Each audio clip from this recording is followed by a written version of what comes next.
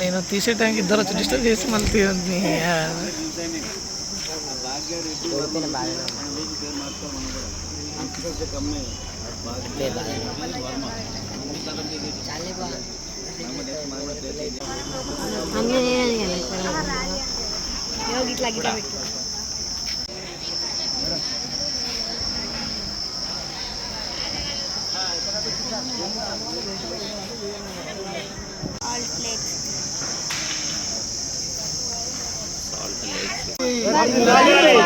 వర్ధిల్లాలి బుద్ధుడు పూలే అంబేద్కర్ ఆలోచన విధానం, కొనసాగిద్దాం మహనీయుల ఆలోచన విధానాన్ని, ప్రపంచ శాంతికి బౌద్ధమే మార్గం, ప్రపంచ శాంతికి కొనసాగిద్దాం బుద్ధుడు పూలే పెరియార్ అంబేద్కర్ ఆలోచన విధానాన్ని. मानव मानव एक समान, मानव मानव एक समान, मानव मानव एक समान. जय भीम, नमो बुद्धाय.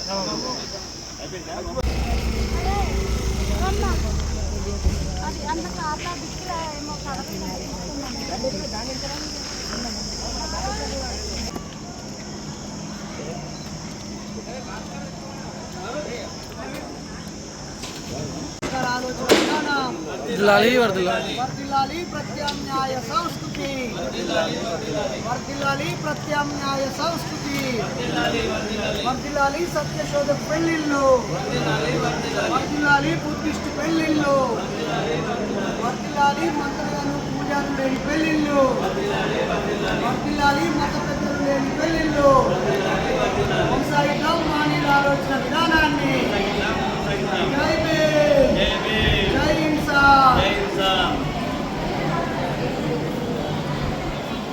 बुद्धं शरणं गच्छामि, धम्मं शरणं गच्छामि,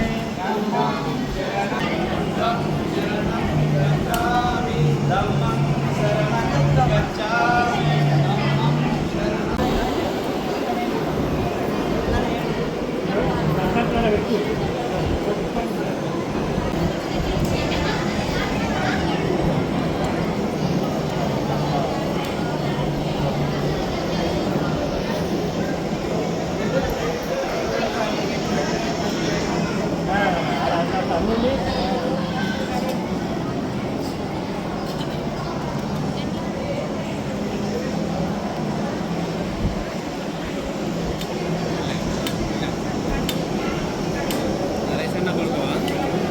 చిన్న కదా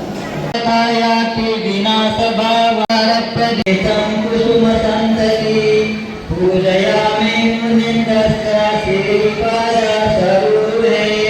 పూజేమి బుద్ధం కుసుమేన సర్వేభి వందే ఉపచాచర్యే మమం మంజం పామయేతేన చిత్తం పార్థయీ కాయేన వాచ చిత్తేన మాదేన మయా గతో అత్ర నియమించినంత మాత్రాన మోక్షము రాదు. బుద్ధుని కాలం సంబంధించి సరైన జీవన అనగా ఏమిటో వివరిస్తూ బుద్ధుడు ఈ సూత్రాన్ని పలికాడు.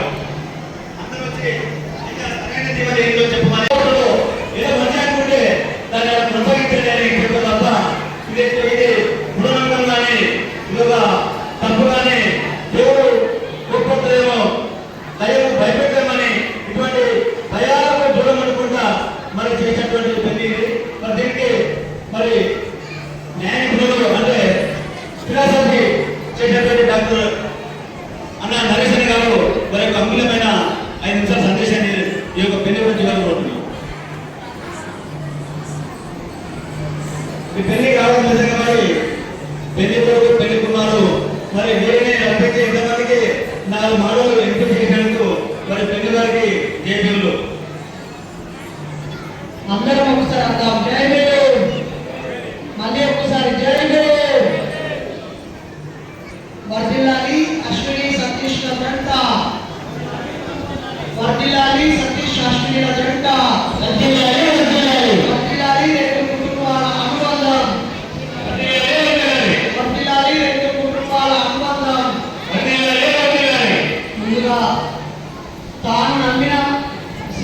సిద్ధాంతం మేరకు ఆచరణాత్మకంగా పెళ్లి చేసుకుంటున్న సతీష్కి, సతీష్ ఆలోచనని గౌరవిస్తూ అతను నమ్మిన సిద్ధాంతం ప్రకారంగా తన జీవితంలో అడుగుపెడుతున్న చెల్లెలు అశ్వినికి వీరిద్దరి ఆలోచనల్ని అంగీకరించి వాళ్ళకు నచ్చిన పద్ధతిలో పెళ్లి చేసుకునే ఒక గొప్ప అవకాశం ఇచ్చిన ఇద్దరి తల్లిదండ్రులకి, అలాగే ఈ ప్రాంతంలో ప్రత్యామ్నాయ సంస్కృతిని నిలబెడుతూ బుద్ధుడి వారసత్వాన్ని కొనసాగిస్తూ ఉన్నటువంటి పెళ్లి నిర్వాహకులకు, ముఖ్యంగా రఘువీర్ దీక్ష అన్నకు, పెద్దలు బుద్ధిస్ట్ సొసైటీ ఆఫ్ ఇండియా ముగ్గురు టీచర్ గారికి, మరి ముఖ్యంగా నన్ను బలవంతంగా నిరాకరిస్తున్న నవీన్ గారికి, తన సతీష్ వల్ల స్నేహితులకి, అశ్విని వల్ల స్నేహితులకి,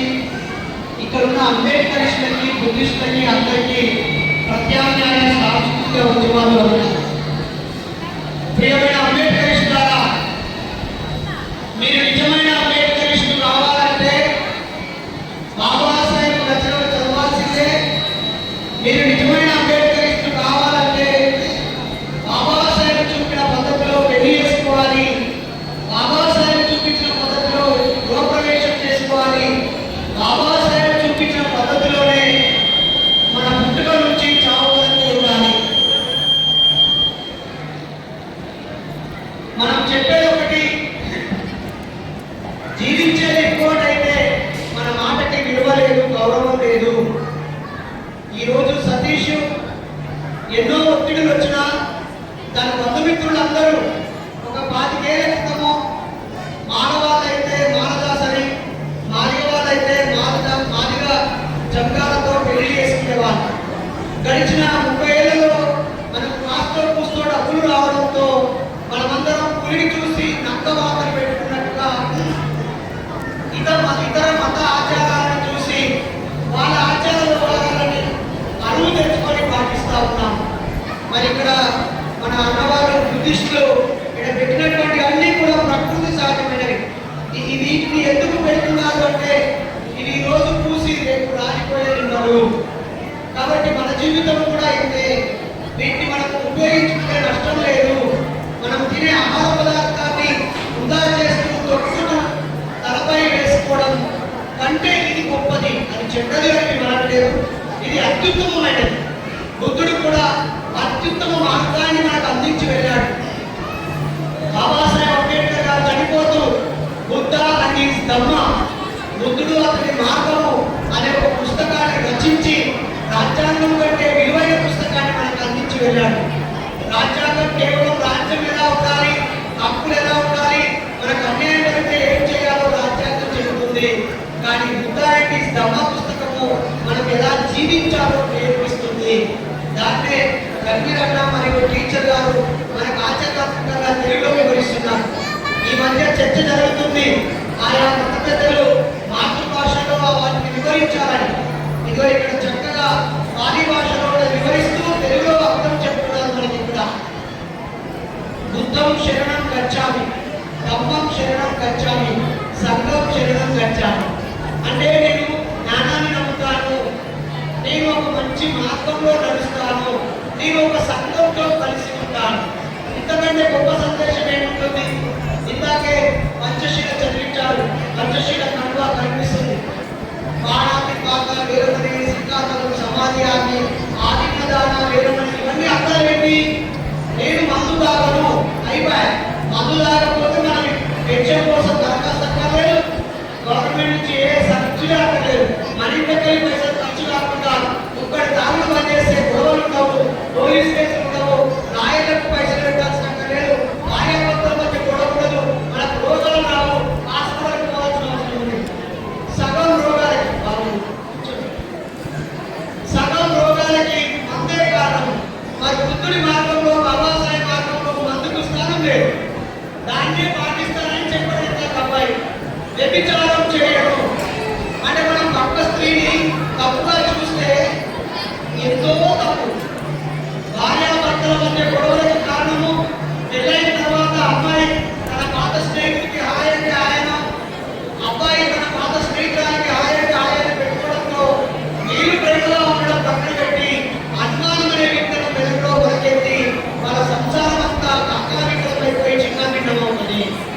కొన్నిసార్లు ప్రెగ్నెన్సీ అయ్యి ఏడాది పాటు తల్లిగారింటి వారు వెళ్ళిపోవడం, అమ్మాయి తల్లిదండ్రులు చెప్పుకోవడం వినడం, అబ్బాయి తల్లిదండ్రులు ఆ అధికారాన్ని ప్రదర్శించి మా కోడలు బానిసలాగా మాకు సేవ చేయాలి, మా కాళ్ళు మొక్కాలి, మా ఇంట్లో పనులంతా పే చేయాలి, నువ్వు ఇట్లుంటావా అట్లుంటావా అని ఇద్దరిని టార్చర్ చేస్తూ ఒకరిని వేరు చేసేటువంటి మనుషులు ఎక్కువైపోయారు.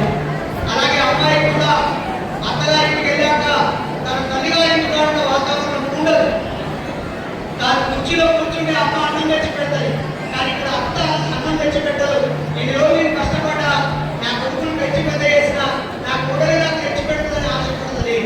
అలాగే కొడుకు కూడా ఇంతకాలం సాయంత్రం 9కి వచ్చినా 10కి వచ్చినా నీకోసం అన్నవాడు ఉండదు, అమ్మ పెడుతుంది. కానీ ఇప్పుడు సాయంత్రం 6 కాగానే నీకోసం ఎదురు చూసే నీ భార్య ఉంటుంది. కాబట్టి ఇప్పటి నుంచి ఈ సమయం నీది కాదు, నీ భార్యది.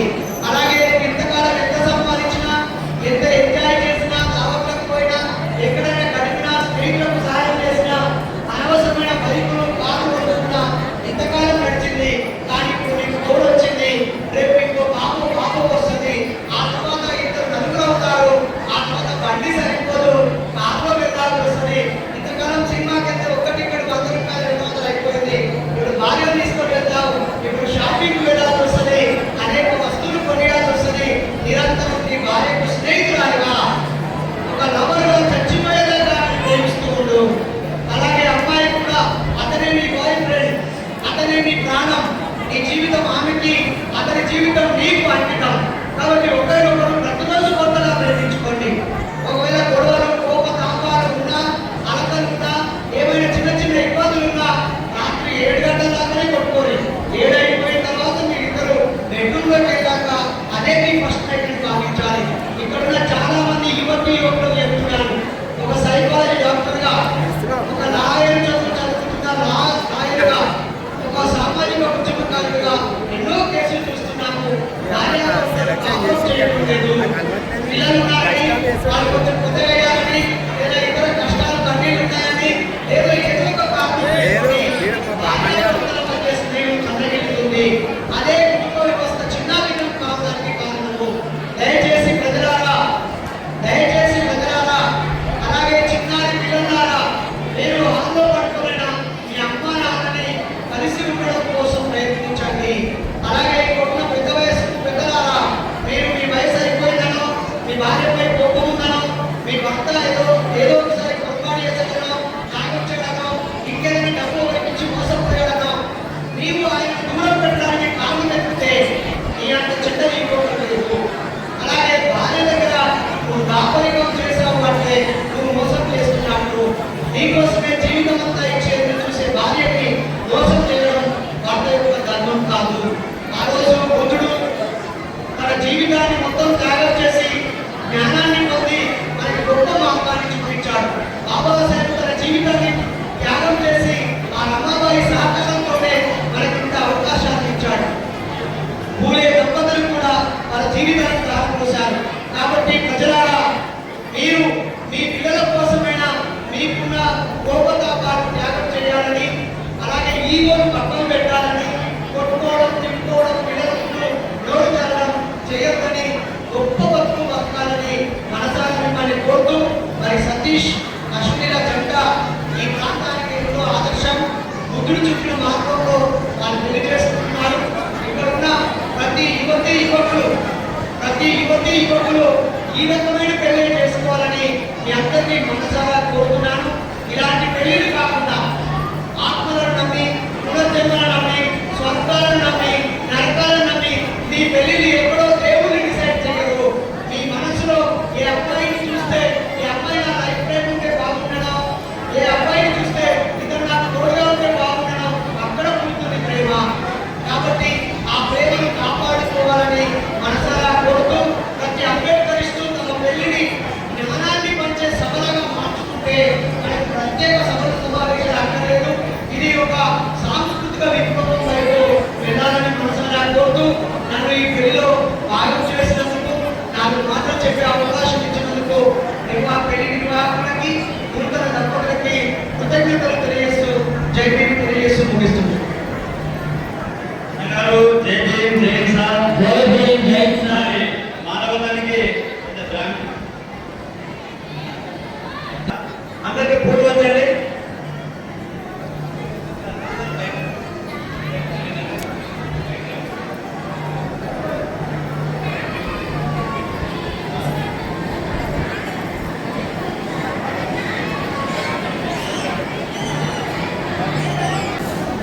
బ్రో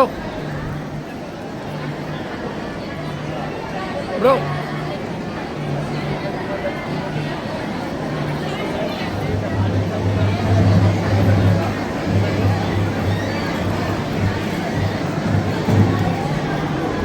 మరి రెండు గ్రామాలైన అమ్మాయి తల్లిదండ్రి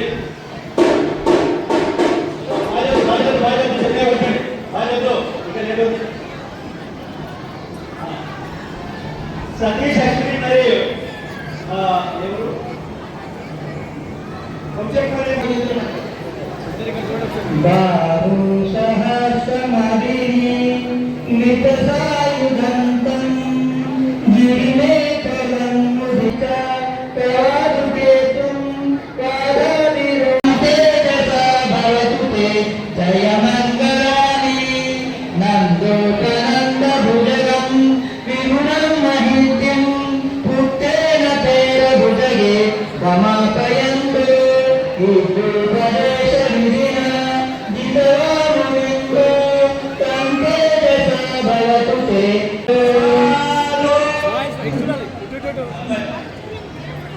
సరే మళ్ళీ తీసుకో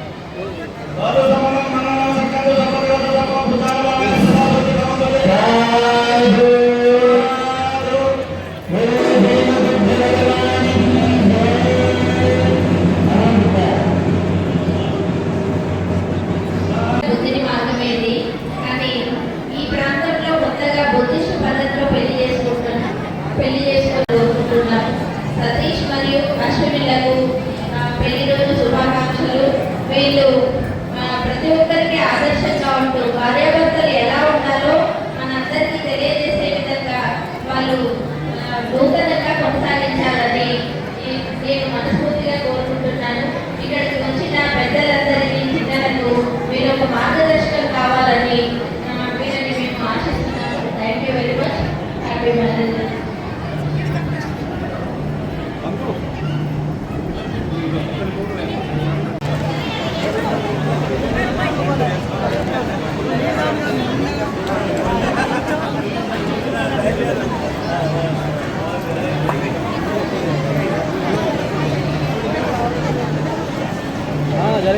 జరగాలి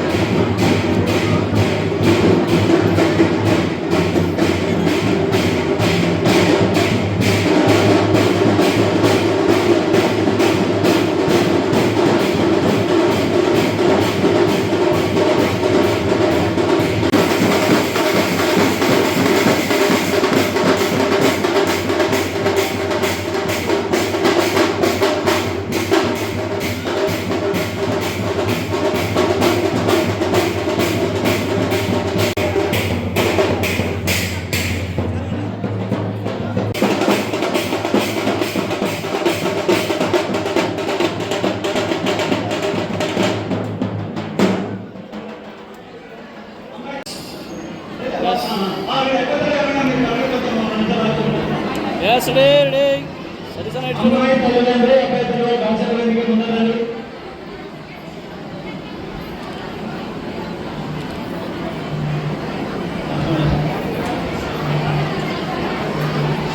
ఇక్కడ సండే ఇక్కడ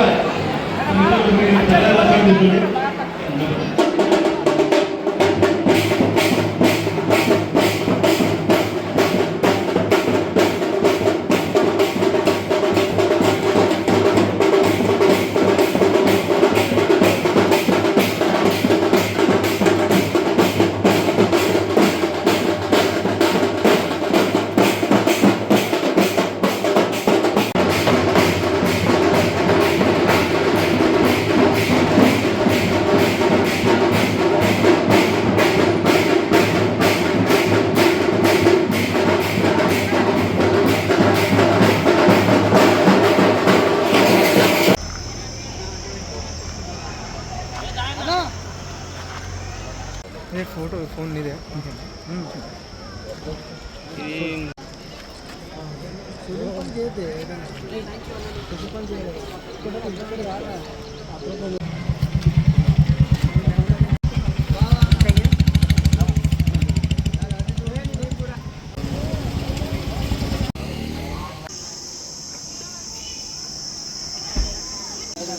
నేను తీసే టైంకి ఇద్దరు వచ్చి డిస్టర్బ్ చేసి మళ్ళీ